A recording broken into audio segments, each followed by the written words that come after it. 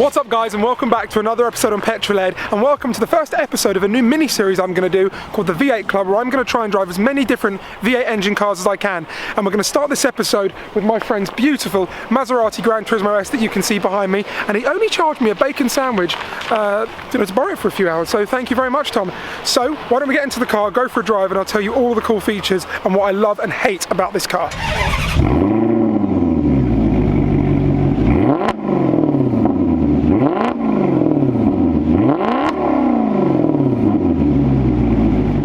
So the Maserati Gran Turismo, let's start off with the first really important point. This is one of the most beautiful cars I think ever designed. It's just right. It's got the short back with the big exhausts. It's got the very long swoopy bonnet. It looks absolutely fantastic. Point number two, the amazing part about this car, and possibly the best part about it, the exhaust system. This has one of the best exhaust systems and best engines ever fitted to a road car. It's a 4.7 litre V8 that was derived from the 4.3 litre V8 in the Ferrari F430. It's the same engine you get in Alfa Romeo 8C Supercar, and it has an incredible exhaust system on it. And you get this a lot now, but when I first drove one of these cars in the convertible version many years ago, I'd never seen a switchable exhaust system. I thought it was the coolest thing ever to have more noise on demand. So when you press the sport button, I'm in auto mode now, so I press the sport button, that allows the valves to open up at 3,000 or 2,500 RPM. So as you notice now, it's quiet, quiet, quiet, opens up. But if you put the car into manual mode, you get the exhaust open 24/7. Then you can make noises like this.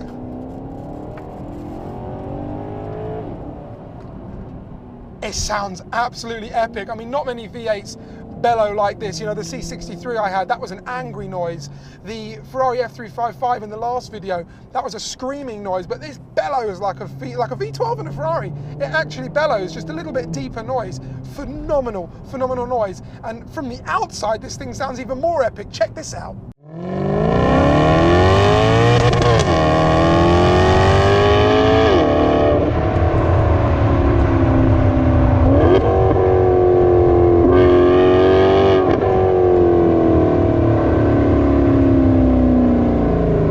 Sound absolutely insane. Although it's not all good news with this car, because one of the biggest letdowns for me in this car is the interior. While the outside is perfect, the Maserati really didn't change it much at all in the last 10 years actually. I mean, apart from a tiny little facelift on the front end, they didn't really change this car much at all. But the interior, they didn't change either. And even from 2007, that was an issue, because you've got the steering wheel here from a Ferrari 612 Scaglietti, which is an even older car than this car, and you have a sat-nav system from 1800s. I think this was the one that Queen Victoria actually trialled out on her horse.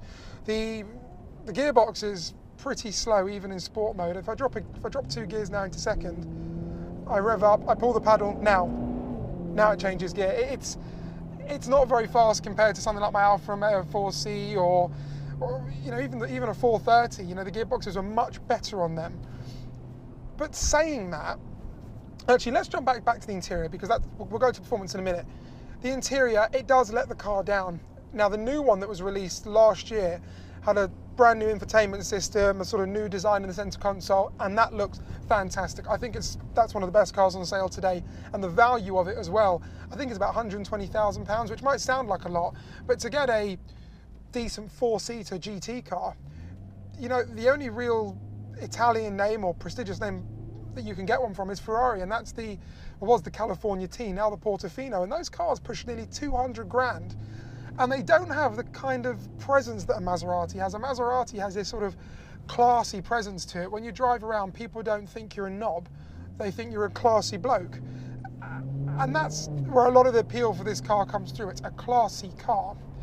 But when you're going to part with 120 grand on a car that looks as good as this, and sounds as good as this, you know, looks good on the outside, it's got to drive well. And does this drive well?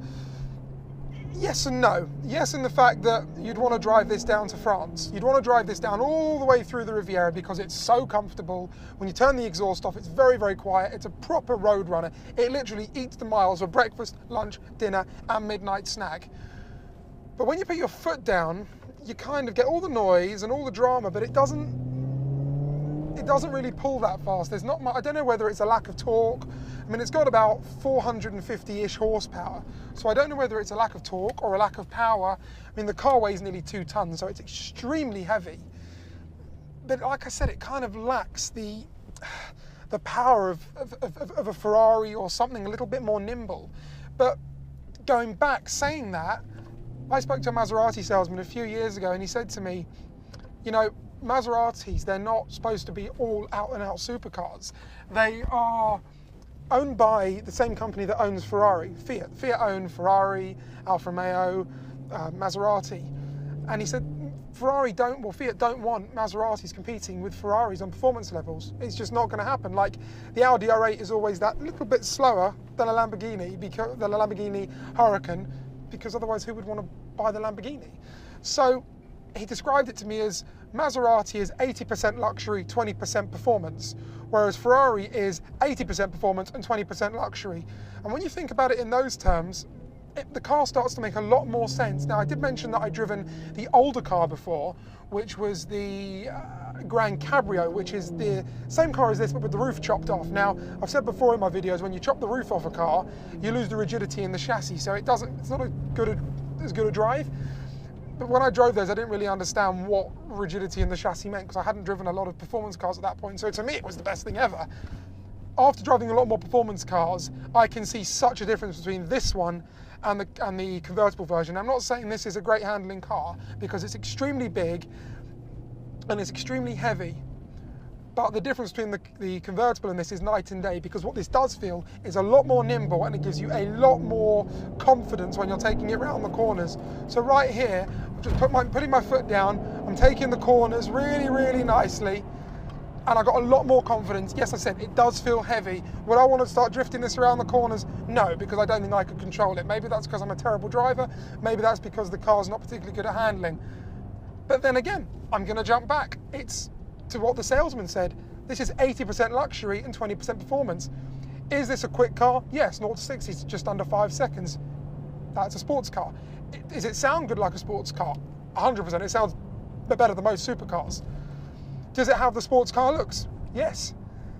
But is it extremely comfortable that I want to take on really long journeys?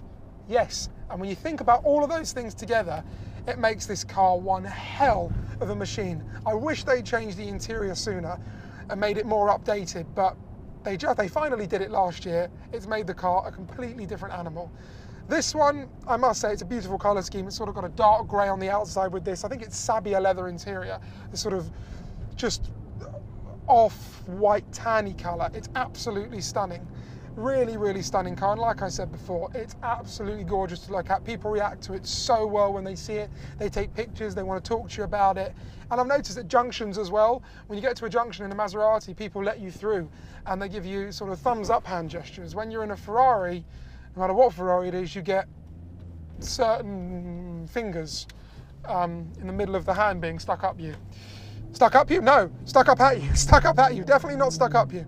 That's a different sort of kettle of something or other. But anyway, the Maserati, I do like it. Would I want one? No, because I like my hardcore cars. I like the hardcore driving experience.